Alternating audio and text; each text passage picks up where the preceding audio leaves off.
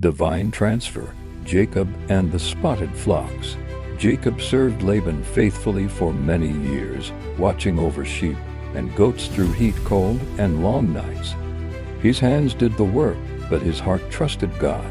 Though Laban prospered greatly from Jacob's labor, Jacob believed that nothing done in faith ever goes unseen by God. When the time came to discuss wages, Jacob agreed that the spotted, speckled, and striped animals would be his reward. To Laban, it sounded clever. These animals were few and uncommon. He assumed Jacob would remain poor, unaware that God often begins blessing in places others overlook. Driven by greed, Laban secretly removed the spotted animals and sent them far away. He thought he had secured the advantage.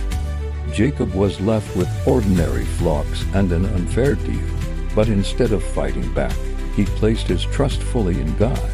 God gave Jacob insight and strategy as he placed peeled branches before the strongest animals at the watering troughs.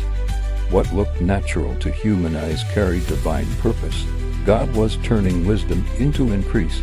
In time, the strongest animals began producing spotted and striped offspring.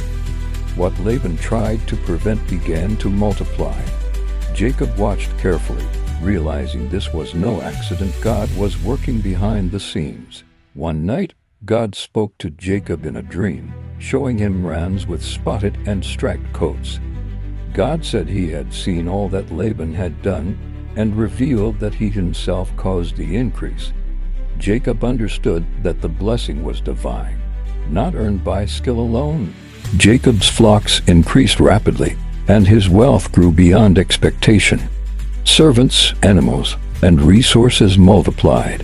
What was meant to limit him became the very source of his elevation. Divine transfer complete.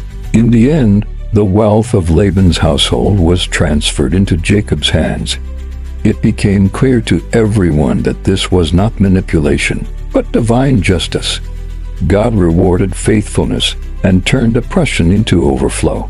Double tap and drop an amen if you believe God can multiply your small beginnings. Share this with someone who needs to see God's favor.